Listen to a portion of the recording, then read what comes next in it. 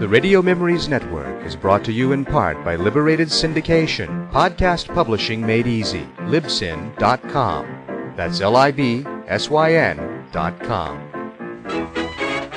The Radio Memories Network welcomes you to the earliest days of radio. All this is still ours today through the Radio Memories Network.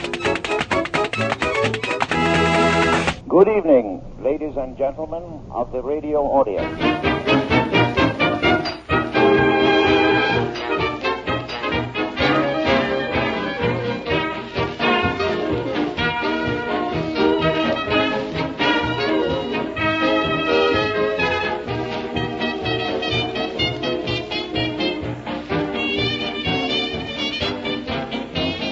Hi, everybody, and welcome once again to Radio Journeys. I'm John Grimmett, and each Sunday I take you on a tour of some of the earliest surviving recordings of radio from the 1920s and 1930s.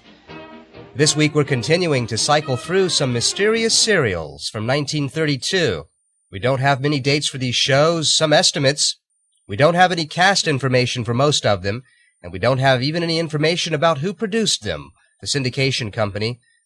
The lineup of shows this week is pretty much the same as last week. Anne of the Airlanes, The Misadventures of Cy and Elmer, Abroad with the Lockharts, and George Bruce's Air Stories of the World War. Now, Anne of the Airlanes may have been produced, in fact, in the late 1930s. There have been some newspaper listings found recently showing that the show was broadcast in 1942 or 43, but that could have very well been a rerun. The Misadventures of Cy and Elmer were a bit more popular than most of these shows. We found newspaper listings for them from 1933, but it probably could have been aired during 1932 as well. Abroad with the Lockharts, well, we can't find any information at all on that show. There's been some speculation that the Lockharts are actually Gene and Kathleen Lockhart, who were sort of second or third tier Hollywood actors in the mid to late 1930s. Their daughter was June Lockhart, and their granddaughter, Anne Lockhart. But I doubt very seriously that these Lockharts are the same as that famous acting family. And then George Bruce's Air Stories of the World War. We have a date of February 1932 for these episodes. There are 4 surviving episodes of the Air Stories of the World War. The announcer of the show tells a story about George Bruce, who he is, why he's important. George Bruce was a pioneer flyer. He knows flying. He knows the men who represented this country in the air during the World War. His stories are reflections of his own crowded life and the lives of our American flyers in war-torn Europe. We are pleased to announce that Aces magazine, the pioneer flying story magazine for whom George Bruce writes exclusively, has given us special permission to broadcast these stories. A World War I pilot who later became an aviation writer and started writing for what was supposedly the first aviation magazine ever, Aces. But beyond what that announcer tells us, we don't really know much more about George Bruce or this radio show. Now, at OTRsite.com, you'll find an essay about the show written by famous radio collector Jack French. OTRsite.com is Jerry Handicus's website. It's an essay on aviation serials on the radio, but Jack also doesn't know when these shows were made. He also mentions in his essay Anne of the Airlanes. Keep 'em Flying, Radio Aviators by Jack French. Check it out by going to the OTRsite.com. That's OTRsite.com. So let's get underway with the shows right away. I'll be back in about an hour. Enjoy. And this is KHJ, the Don Lee Station, Los Angeles.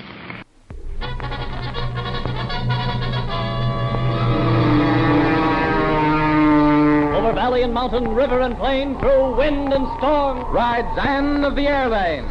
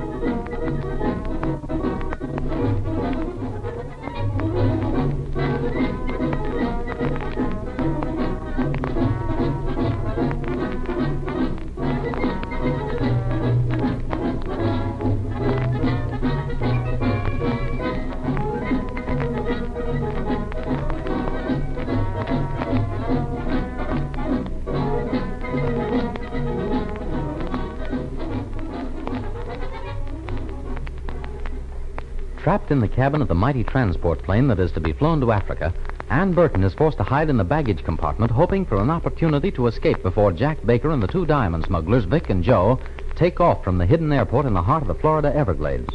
But the sudden appearance of an Aircat speedplane piloted by Radio Inspector Art Morrison and carrying as passengers Aunt Hattie and Zeb Abercrombie, who is also on the trail of the smugglers, causes the gangsters to take to the air immediately with Ann as an unwilling passenger. Meanwhile, Zeb, not knowing that Ann is a stowaway in the transport, has parachuted to the ground in the hope that he will be able to find her and lead her to safety. Above, Morrison and Aunt Hattie, seeing the hurried departure of the transport, cruise about in order to pick up some signal from Zeb after he lands. Listen.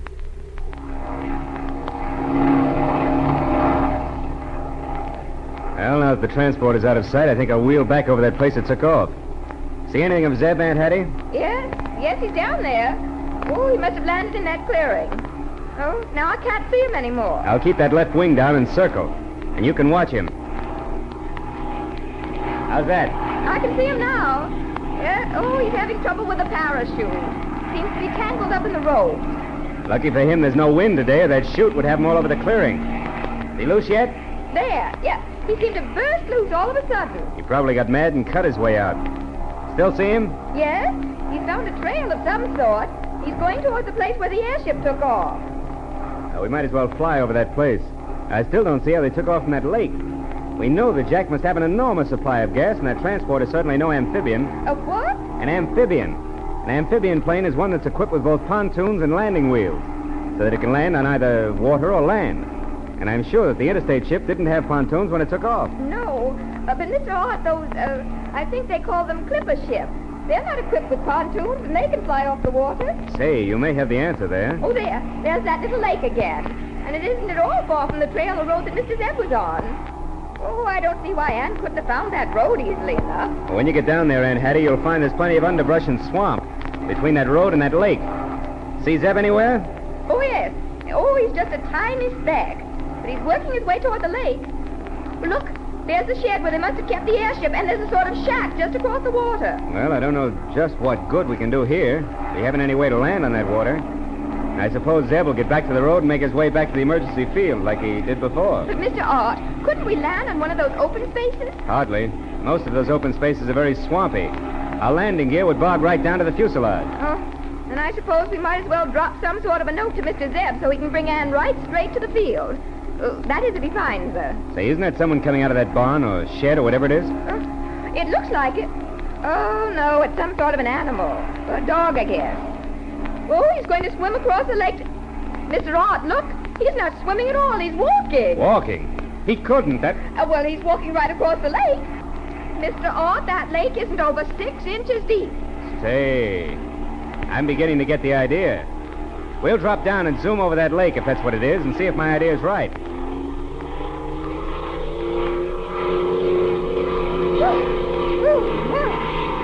It certainly took my breath away.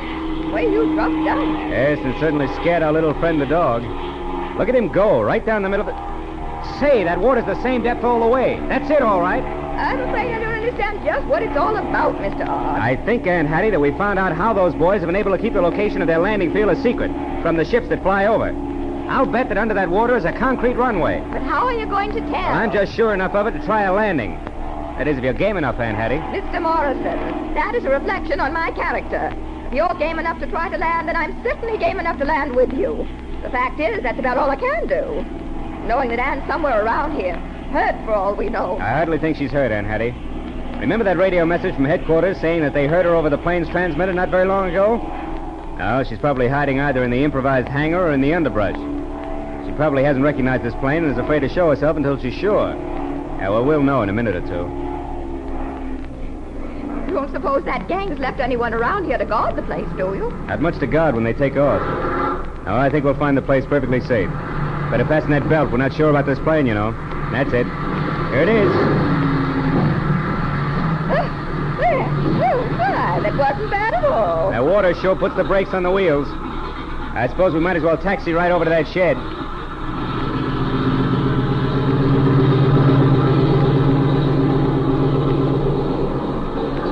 That door over dry ground? Oh, yes, it's 6 or 8 feet from the edge of the water. Okay, might as well open up. We'll have a look around. Just a second. I'll climb down and give you a hand. All right, Aunt Hattie. Come on. There we are. Oh, thank you, young man. Well, this place is deserted, all right. Oh, I don't see a sign of Anne anywhere. And she would have recognized us by this time, if she's anywhere near. There, that's it. It might be that she finally got to the road and hooked a ride back to the emergency field. And we'll know all about that just as soon as Zeb gets here. Well, how will Mr. Zeb know any more about her than we would? And Hattie, this Zeb Abercrombie was practically raised among the Seminole Indians down here. And then he had to make his way through the jungle in Africa. A fellow like that gets so that he can look at a footprint and tell you the height, weight, and age of the person who made it. Oh, why, I thought that only the old Indian scouts and persons like Daniel Boone and Davy Crockett could do things like that. No, we still have men who can read signs just as well as the Indian scouts. The government men use signs to arrive at the same place. But some of these fellas down here can just glance at the print, the twig, or whatever clue it is, and give you the complete history. While we're waiting for them, we might as well poke around. Suppose we start with the shed, Well, about the only signs here that I can read are that someone must have used a motor car to haul that big airship out of the shed. See? There are the tracks leading right up to the door, and then back to the water. Say, that's all right, Aunt Hattie. And from the looks of it, it must have been a pretty old flivver. They haven't used that tire size for a long time. Wonder what they did with the car. They couldn't have taken it with them, that's certain. But if they had a car, well, then certainly there must be some sort of a road right up to this place. And Anne would have been able to find it in no time. That's right, too. I sure don't see any road leading through that underbrush. Hope I can move this door. Oh, my, what a dark, dismal old place. But there's a floor in it, thank goodness. Lucky I brought this pocket flashlight. Yeah, here's where they kept the transport, all right. They sure never figured on a ship as big as that. From the place where the wheels stood, I'd say that tail must have been out in the open. Isn't that a back door over there? I think so. Wonder if it's been open in the last year or so. Well, it certainly doesn't open like a door that's been closed for any length of time. As a woodsman, you're doing all right, Aunt Hattie. You're right. This door's been used, and recently, too. And there are footprints leading up to and away from it. They go right out into the swamp. And there are hands. I'd know that kind of a heel anywhere. There's several lines of them, so I can't tell much about them.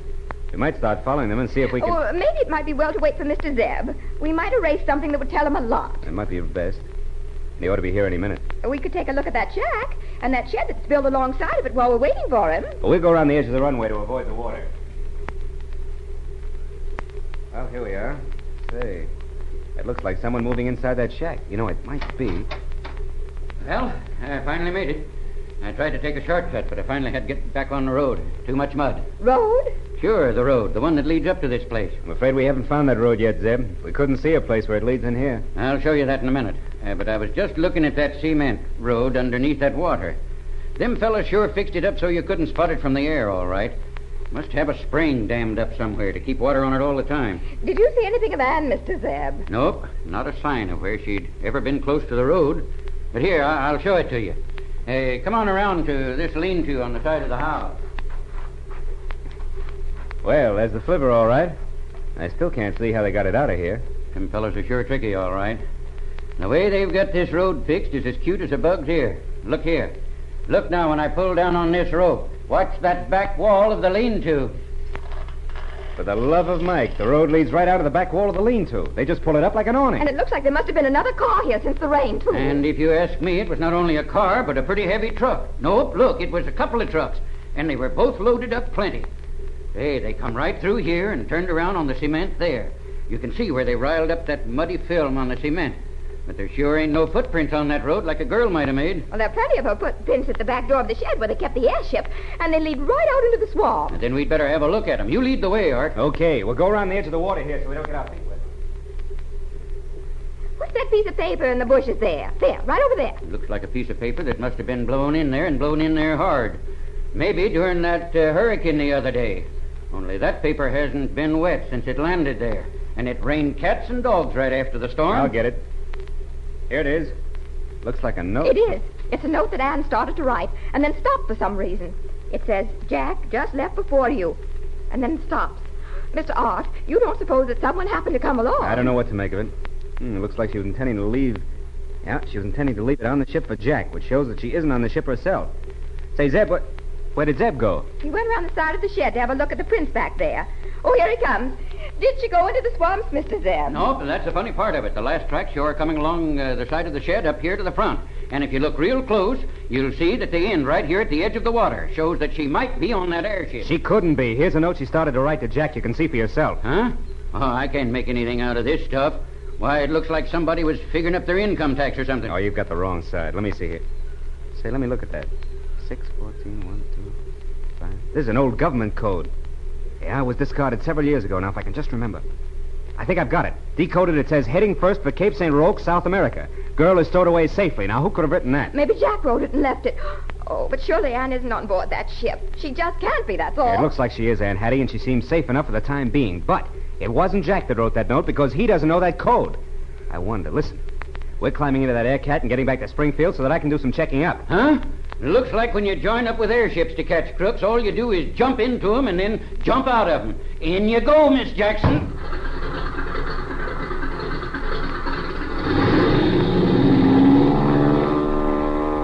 A code message written on the back of a note Anne intended for Jack.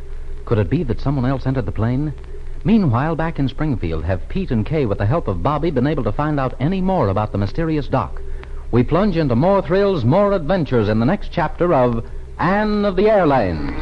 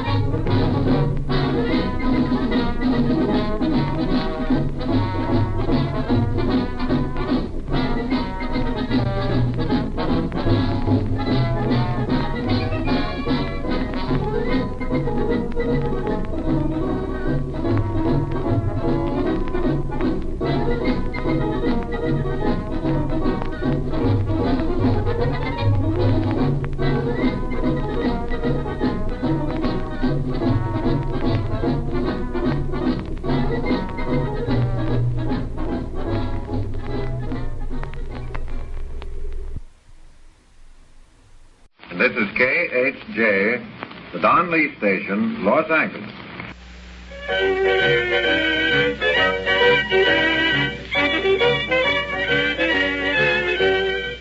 The Misadventures of Cy and Elmer.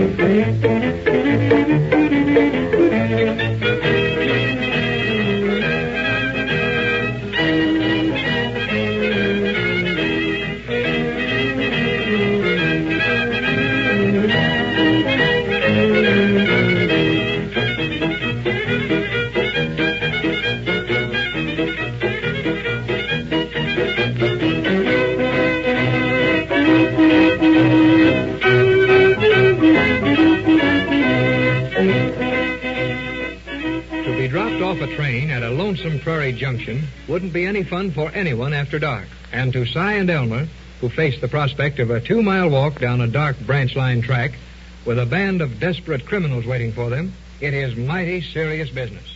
Of the 2 mail-order detectives, Elmer is, of course, brave and loud as usual, while Cy is even more scared than ever before. The brave Elmer tries to peer into the darkness for a glimpse of the section boss who was to have met them at the train, while Cy moans and groans with fear and misery, and the section boss does not appear. Well, no, I don't see nothing of that section boss fellow yet, Cy, but I reckon he'll be here most any minute now. Yeah. Plumb dark now, and the walking ain't none too good, though. So maybe he didn't give himself time enough to get here. Elmer, I know something terrible has happened to him. You don't know nothing of the kind. Now quit that bailing. We walk down this track and we meet him. No, sir. My feet hurts too bad to walk any more in the dark. We was told to meet that section boss at the junction. And here I'm a-going to meet him. Not at all. Now, looky here, Si. What's the sense in our sitting here waiting for him when we could walk down the track and meet him? Yeah. Saving part of the walk and save time for all of us. Yeah, go ahead. Walk down that dark track alone, then. I'm a-setting right here till that feller comes. Well, all right, set then. Should have been a setting hen anyway. That's all you're real good at, just a setting. Go ahead and roost there till the cows come home. I'm starting down that track right now myself. You ain't going to leave me here all alone, are you? Well, now, Si, how the dickens can I walk off down the track and sit here with you at the same time? Yeah. You're going to sit here and I'm going to walk down the track. Me, all of me, every darn bitty part of me. Yeah. When Elmer Peabody goes walking, he goes all in one piece. Yeah. Darn such a dumb feller as you be anyway, Si. Now, there ain't no use in acting mean to me, Elmer. My misery's bad and my feet hurts. And I knowed you couldn't go both places to once, Yeah. but, I thought you might stay here with me. No, sir. I'm a-walking now, and that means I'm a-going. Yeah, all right, then. Looks like I got to go along with you. Now, you're a shearing sheep, Si. Get up on them spavined hind legs of yourn and get going. Come on, now. Well, I ain't going to sit there in the dark all alone. How far do you reckon we'll have to walk before we meet this fella? Well, how should I know? We'll do well enough to tend to our walking and let him tend to his. Then when we meet him, he's been met. That's all. Don't walk so fast, Elmer. This track is hard to walk on. Why can't we use a flashlight? Because there ain't no sense in using that flashlight all up. We'll need it plenty before this night's over, I bet you. Yeah, I suppose you're right, Elmer. But it seems like we got to go through more hardships and troubles than any two fellas in the world. Hardships? What are you talking about, hardships? We're lucky we got this nice track to walk on, instead of through the woods. I can't understand why that fella wasn't there to meet us. He's working for the railroad, and he ought to know what time to meet the train. Certainly he knowed what time to meet the train, but maybe something happened to him, so he couldn't meet it. I knowed it. Something terrible has happened to him, ain't it, Elmer? I don't know, but I reckon not, Si. All the criminal doings around here has been at midnight. It wouldn't have been still daylight when that fella started to meet the train. Yeah? Of course, there's been 5 murders already, and they could mighty easily be another one. I told you so. He's killed, Elmer. He's plumb killed. Yeah, that's what's happened to him. Oh, yeah. And here we go, right into the same terrible danger. Now, looky here, Si. I never said nothing like that at all.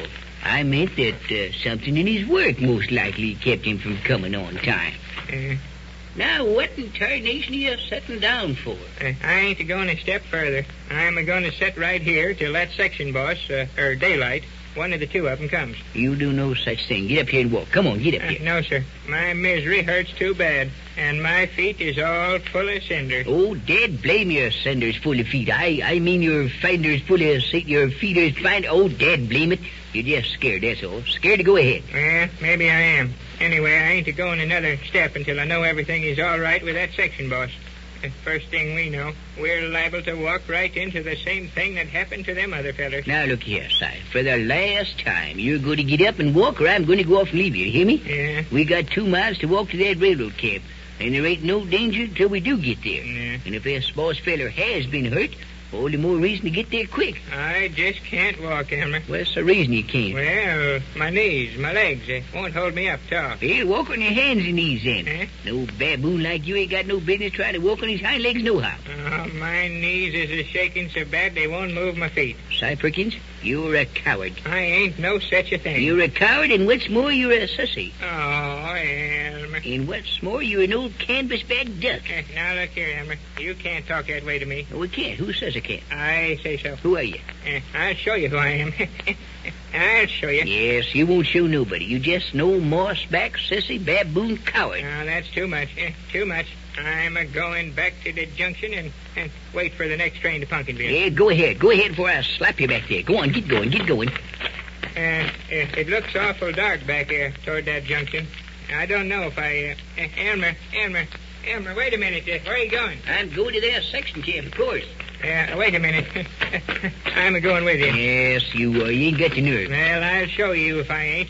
Come on. Well, if you act like this all the time, we'll get something done. Yeah, don't talk so much. You better save your breath for walking if you're going to keep up with me. Now, wait a minute. You better slow down, Si. First thing you know, you run out of wind, and them squeaky old legs of yours is going to be all worn out. You can walk on your own legs. Leave mine alone. Well, you did blame little Betty Rooster. You can walk when you want to, can't you? Yeah, that ain't all I can do, neither. I'm just as good a detective as some other folks I know, and they ain't very far away, neither. Don't get too fresh there, Si. Something's going to happen to you, sure, if you get too smart. Nothing can happen to me. I'm the bravest and toughest feller in this county, and I'll show you. Elmer. There you go. There you go. What'd I tell you? When an old maid like you gets tough, something's going to happen. Well, what is it? What is it? Kink in your skinny old back? I've been bit, Elmer. You been what? I've been bit. You been what? I've been bit, Elmer. Bit. Well, what of it? You ain't scared of slapping a mosquito, are you? This ain't no mosquito, Elmer. It's a rattlesnake. Oh, shucks. There ain't a rattlesnake in Pumpkin County. I'm a-telling you, Elmer, a rattlesnake has got hold of me. He's a-biting my leg, and I can't get loose. Perkins, you're getting more worser all the time. The longer you live, a rattlesnake don't hang on to nobody like that. The way you're jumping around there, a fishhook couldn't hang on to you. Get the flashlight.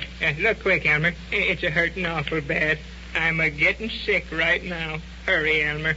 You know, when a feller's bit by a rattlesnake, he ain't got long to live, Elmer. Oh, well, wait a minute then. Wait till I get the light. Hold still, Si. I got it.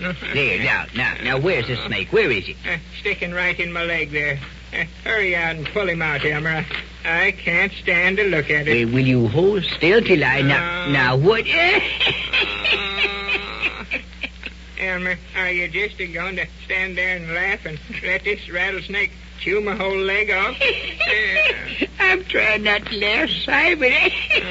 Well, you ain't a-trying very hard. Oh, hurry up, Elmer.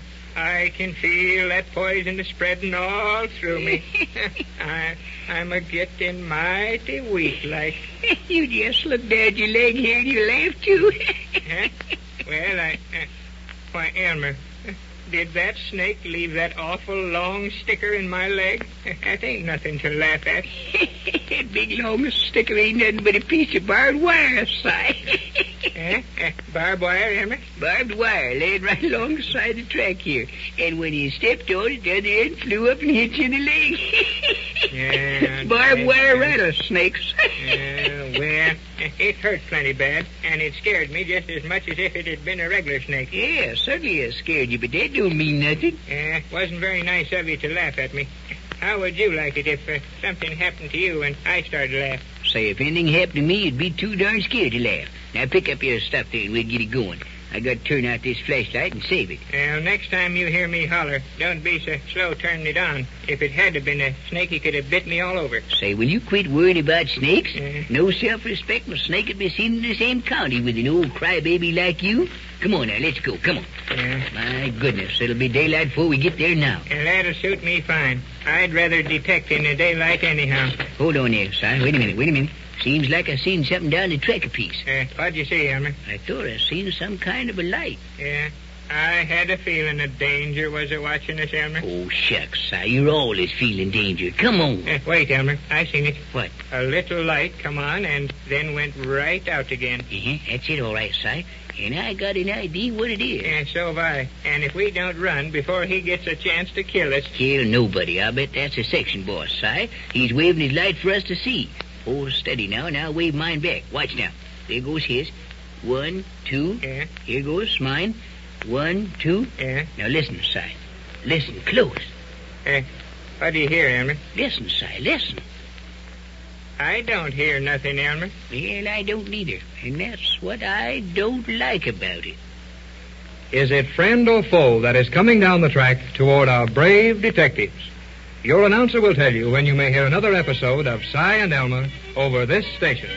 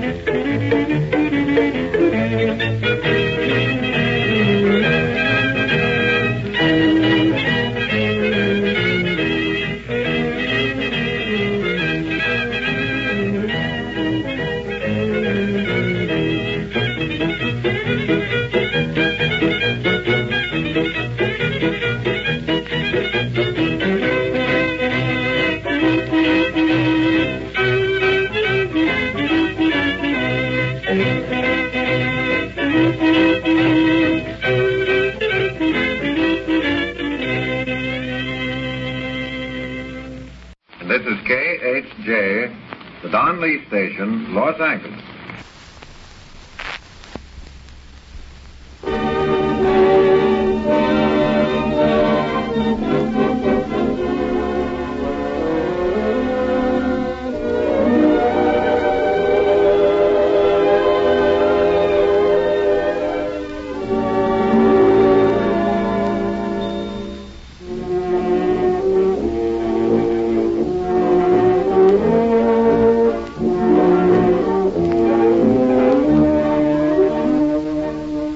Tonight we find Mr. and Mrs. Lockhart, the typical American couple, taking a trip to Europe. That is, Mrs. Lockhart is taking Mr. Lockhart. They are now at sea.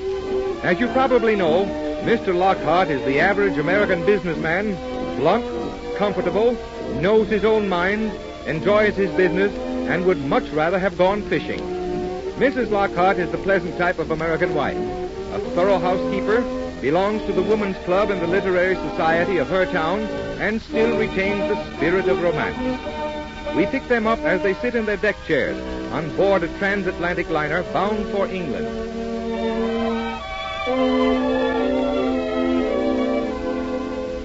Isn't this perfectly glorious, dear? Beautiful sunshine, not a ripple on the water. Aren't you glad you decided to take this trip? Yes, it's comfortable and restful, but we're not off the boat yet. Oh, now, dear, don't look for trouble. And I haven't met anybody on board yet to talk to. Well, you will later on. They say people always become friendly after a day or so at sea. I've already met one very nice Englishwoman. Where did you meet her? In the ladies' lounge last night while you were in the smoker. She's a lecturer or something. Look, that's her now, coming along the deck. I'll call her. No, don't, dear. Why not? Well, we've always heard these English people are so reserved. Nonsense. She's very nice and she's very chatty, and I just adore her accent. Here she comes. Good morning. Now, wait, dear. Oh, good morning. So glad to see you about. Coming with us. This is my husband, Mr. Lockhart. Pleased to meet you. How do you do? What did you say your name was? I'm sorry. I didn't get your name last evening. No, she didn't get your name. You mean we weren't introduced? How embarrassing. But then, of course, on board ship, you know, one doesn't mind, does one? My name is, Beecham. Beecham? Now, I thought that was it, and I looked all down the passenger list today, and I couldn't find it. No, she couldn't find it. Oh, it's there, all right, under the B's. Beecham. Well, how do you spell it? Why, Beaucham. Beecham. Good Lord. Will. My wife was saying you're in the lecturing business. Yes, if that's what you call it. I can hardly call it a business, though. No, maybe that isn't quite the name for it. We call it a racket. Will. What, dear? Racket? I never heard that word before. How do you spell it? Why, RACQUET. Will. Well, what do you speak on, Miss, Beecham. Miss, Beecham? My subject is Hands Across the Sea. Such a friendly title, don't you think? And after all, you know, we are cousins. Yes, after all. We speak the same language, nearly. I'm glad you said nearly. Oh, Will, you're terrible. No, I'm not. I was just reading this morning in that guidebook that in England, if I want to buy a pair of garters, I gotta ask for suspenders. And if I want a pair of suspenders, I gotta ask for braces. Isn't that right, Miss Beecham? Oh, quite. And an elevator is a lift, and gasoline is petrol, and the movies are called cinemas. Isn't that right, Miss... Oh, quite. Yes. Well, that's as far as I've got in learning English, but outside of that, I guess we speak the same language. Of course, those are just details. Details, ma'am? If I need a pair of suspenders and I get garters instead, that's no detail. That's a matter of major importance to me. I take it this is is your first trip to England? It is. Oh, yes, Miss Beecham. We've never been across before. No, and if I know it, we'll never come across again. Oh, but you don't know what's in store for you. You said it, but I'm preparing myself for the worst. Of course, you'll visit London and the Thames. Oh, the dear old Thames. I suppose we will. Mrs. Lockhart, you simply must persuade your husband to take you panting on the Thames. What's that? Oh, yes, of course, Miss Beecham. And just what is this panting on the Thames? Panting. P-U-N-T-I-G. Panting. Oh, it's so delightful. I can think of nothing more enjoyable. I wonder if I can explain it to you. Oh, I wish old Charlie could hear this. Will. Well, now, I'm sure it must be delightful, Miss Beecham. We'll have to try it. Yes, maybe we will. Oh, you must, my dear. It's quite thrilling. And now I must leave you. Oh, must you go? Oh, yes, I must go. I've only done 3 miles so far this morning, and I always do 5 miles before luncheon.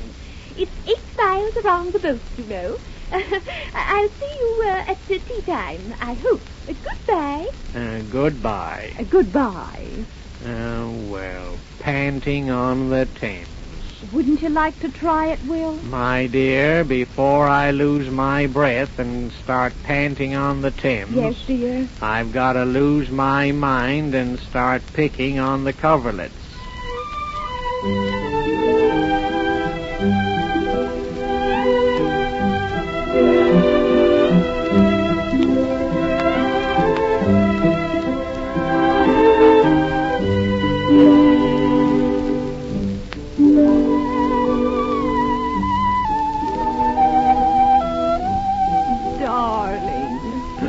Yes, dear. Oh, this cabin is so stuffy. Well, the storm is nearly over now. Oh, I'm feeling so miserable. So am I, dear. I wonder if we should have stayed at home. I know we should. Oh, dear. What was that? Well, I think that was half the Atlantic Ocean. Oh, dear, oh, dear. And that's the other half. Oh, if this boat would only stop rolling just a minute. What was that? I think it's someone knocking at the door. Well, I'm not going to get down out of this upper berth for anybody. You'd better answer it. You better answer it, dear. Hello? There's nobody home. May I come in, sir? Yes, come in. Good morning, sir. It's a lovely morning, sir. It is not a lovely morning. Aren't you feeling well, sir? We are not. I'm sorry, sir. Everyone else is up on deck having a lovely time. The sun's shining. It's a beautiful day, sir. Are we the only ones ill? Yes, madam. Everyone else is up enjoying themselves. Isn't there a storm? Oh, no, ma'am. It's just a bit of a blow, that's all. Well, now, that makes me feel a little better. Oh, you'll be all right, sir, when you get up. The captain's compliments, sir. And would you be so kind as to be chairman of the ship's concert tomorrow evening? What, me? Chairman of the concert? Oh, Will, isn't that nice? Yes, sir, if you don't mind obliging. Well, now what do you think, dear? Why, yes, dear, of course. You know it's made me feel better already. Well, all right, steward. Give my compliments to the captain and say I'll be glad to officiate. Thank you, sir. Are you feeling better now, sir? Why, yes, I believe I am. And you, madam? Oh, yes, very much better, thank you. I thought you would be. You thought we would? How did you know? Well, sir, seasickness is mostly imagination, sir. And if you've got something to think about instead of yourselves, it soon passes away. Thank you, sir. I'll tell the captain. Well, now, what do you think of that? Chairman of the concert? No, what the steward said. Oh, about imagination. Yes. Well, all I can say, my dear, is that if what we've been through in the past 8 hours is imagination, I never want to be really seasick.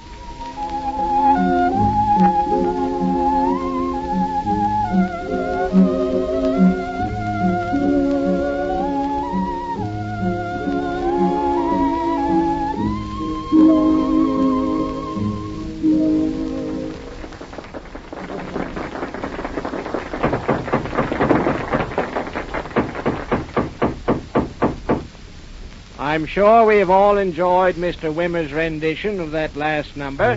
And now, before announcing the last item on the evening's program, I've been requested to extend to you the captain's regrets who has been detained on the bridge on account of the fog. Now, we've all enjoyed a pleasant voyage on this bird of passage, as the poet puts it. I forget which one. And I understand that we land at Southampton early in the morning. So I'd ask you all to join in a round of applause for the captain and crew who brought us safely across the trackless ocean, as someone has called it. Now, the closing number is a solo, a soprano vocal solo by one of our charming fellow passengers, Mrs. W.B. Munch. The solo is entitled, "The World is Waiting for the Sunrise." Dear one, the world is waiting for the sunrise. Every rose is heady with dew.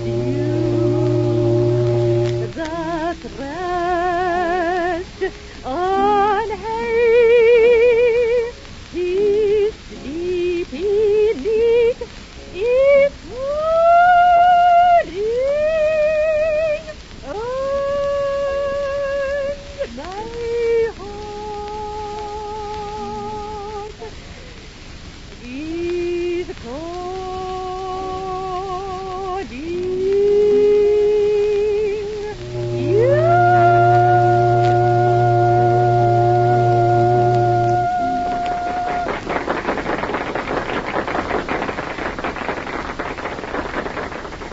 The collection for the Seamen's Fund amounts to $121.69. Dancing will now begin on the promenade deck.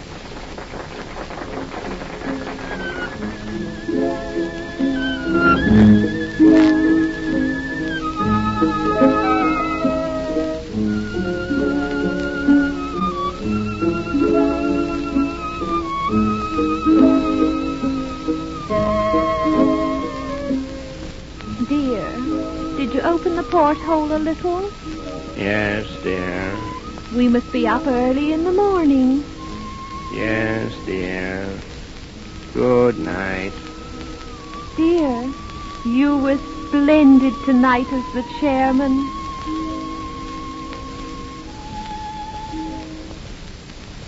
Dear.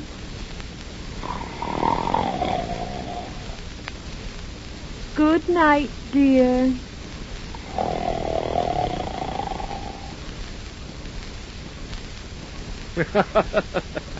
And so we leave the Lockharts until next week at the same time, when we shall join them again as they arrive in England. And this is KHJ, the Don Lee Station, Los Angeles.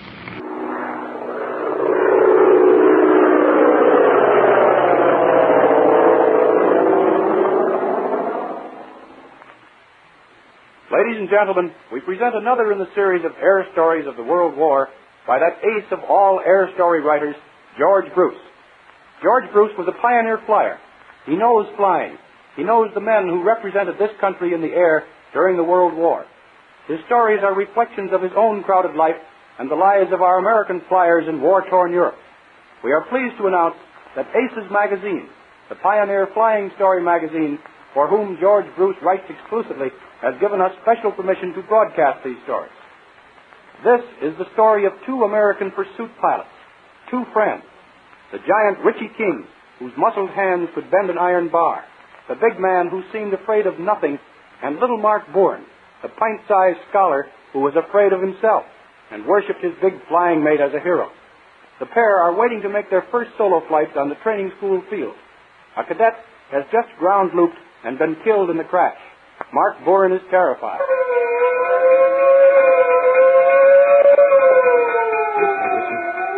That man was smashed a bit. Oh, good God, Richie.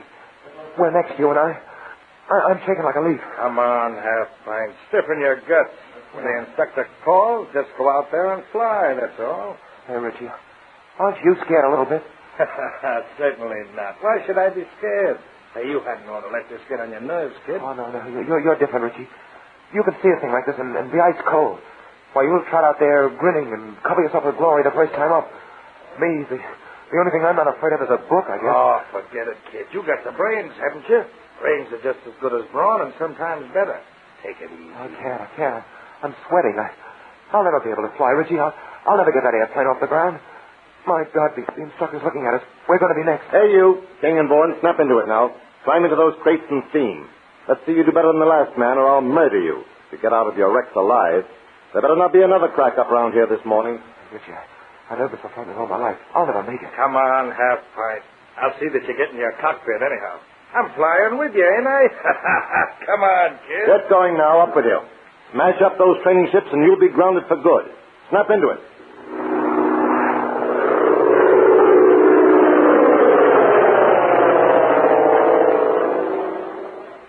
Thank the Lord, that's over. We made it, Richie. I never thought I could get my ship over those trees. Why, Half-Pint, it's easy. I told you you'd do it, didn't I? You made the grade, and we'll go to France okay. You did fine. Well, I never would have made it if it hadn't been for you, Richie. Because I watched you climb into your plane, grinning, and I somehow felt you were pulling for me. Oh, you've got guts, Richie. You're what I always wanted to be. I'd like you to stick with me. I'm glad you feel that way about it, kid. I'll ask the CEO if he won't move you down to my tent. We'll fly together anyhow. Oh, gee, that's great. I'll try not to let you down, Richie. You've been a good friend to me. Forget it, Half-Pint. I heard we might leave soon for France. We'll do some flying there.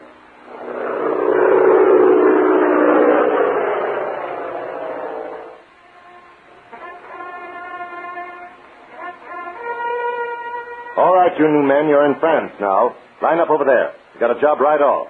I'm Barlow, leader of A-Flight. You're assigned to me. And that's A-Flight warming up over there. Better get over and grab a ship. We're taking off in 10 minutes. Good Lord, Richie, he's saying is that the first thing. What's that you said, fella? Oh, I was only telling my friend here, well, we're strange here, you know, Captain. We haven't had a chance to get our bearings. It seemed kind of funny going out on duty as soon as we get here. Yeah, you'll find out there isn't anything funny about it. You got to break the ice sometime, and the sooner the better. The only way a pursuit pilot can learn to fly is by flying.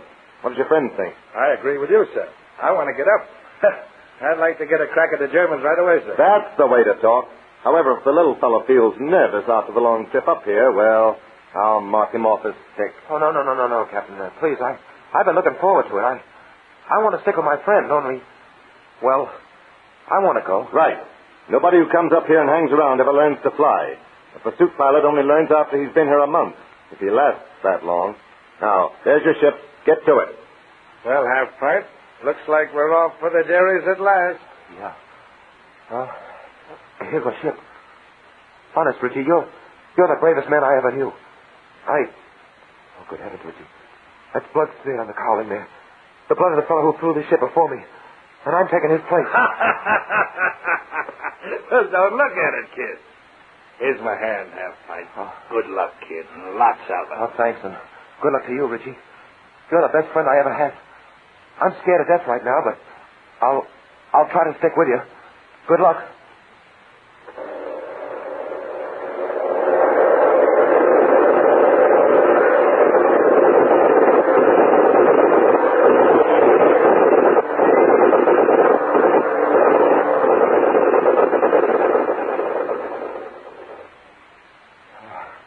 I never expected to get back out of that.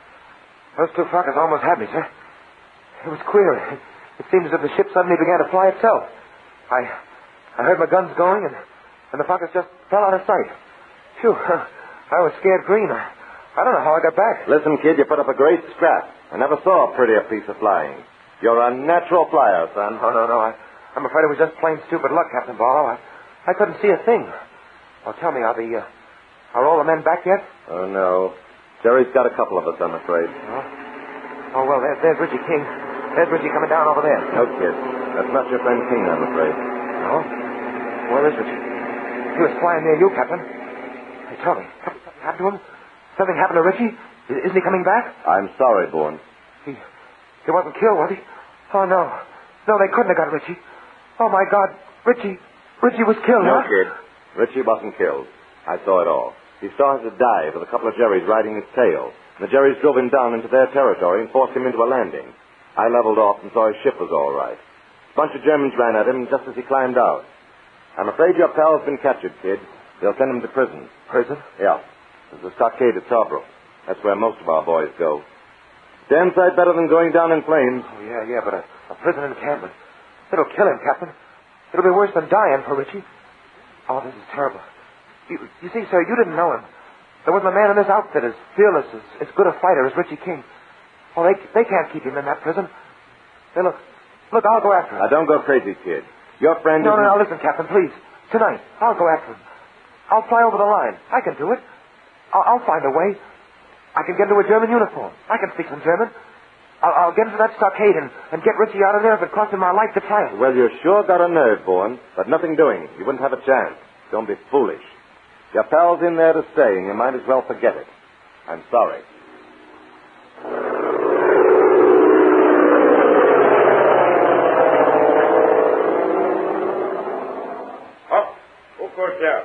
Oberleutnant Wilhelm Goiner, 11th Yard Staffel, bearing special order from a prison commandant. Advance, Herr Officer. The order, please. The prisoner, Lieutenant Richie King, late American 5th Pursuit Squadron, is to be delivered to me for special questioning. Read it for yourself, and do not detain a superior officer longer than necessary, please. So. You will find the prisoner in billet number 7. So. Yeah. Enter, Herr Oberleutnant. The Lieutenant Richie King will please step forward. What's wanted of me now? Can't you devils ever let a fella sleep? Lieutenant King reporting, sir. It's me, Rich. Why? For God's sake, don't look surprised.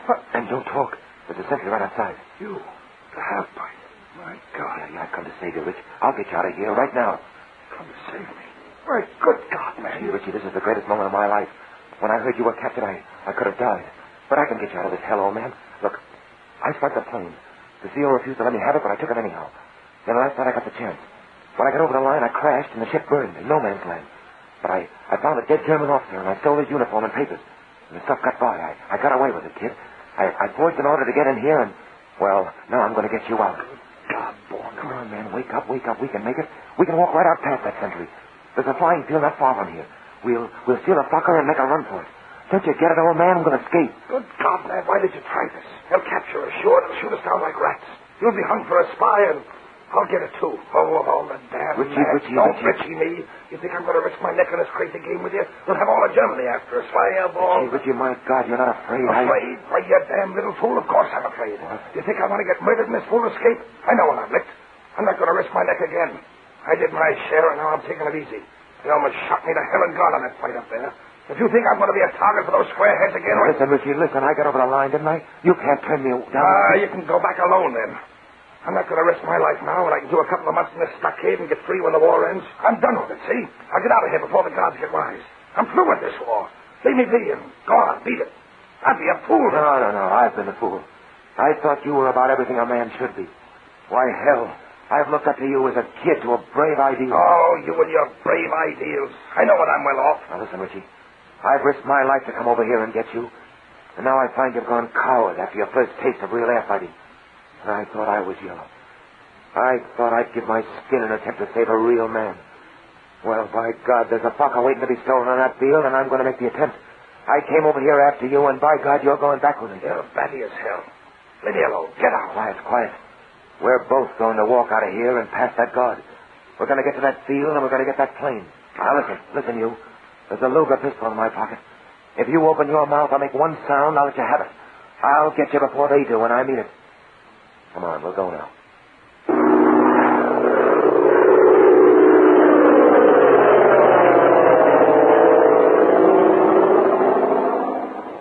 run for it. Get into the after cockpit. There's cover us. Quick, quick. It's our only chance now. Damn you got the end of this. There comes the guy. I know they're going to chase us. Use our machine gun. Keep them all like they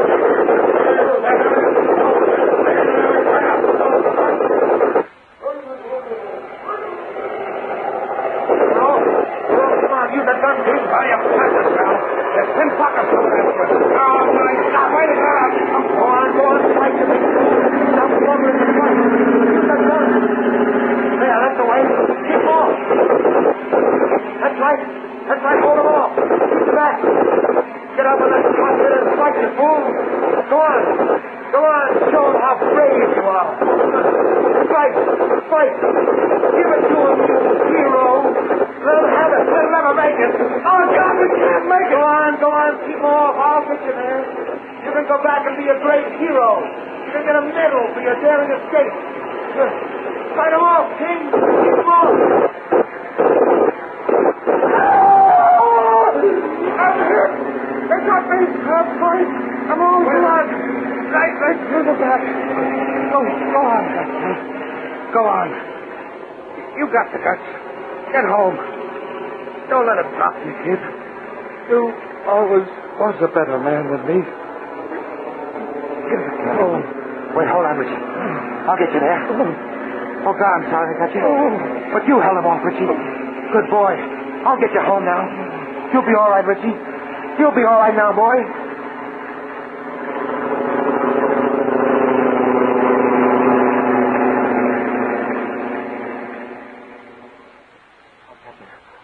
He's dead. It was my fault, Captain Barlow. I killed him. I murdered him. I saw that fight of yours. You dropped 4 fuckers behind you. Oh, no. I murdered him. I had to go after him. I got there somehow and brought him back dead. Richie King, my friend. And I got him killed. Put up a great fight, didn't he? Oh, don't take it badly, son. You couldn't help it. I don't know how you pulled this stunt of yours, but it's the bravest thing I've seen done in this man's war. Your name and his, but they'll go down in history as the greatest fighting names in the air service. He was a great fighter, Richie was. The bravest of us all. You'll be listed killed in action. And that's a lot better than rotting in a German prison, Bourne. His name and yours will be something for our boys to aim at, I tell you. The finest pair of fighting men this outfit ever had. Richie was always a fighter, Captain. I'd like to do something from now on, if you'll let me. I'd like to fly King's assignments as well as my own. You see, I got to figure out a way of taking his place. I owe it to him.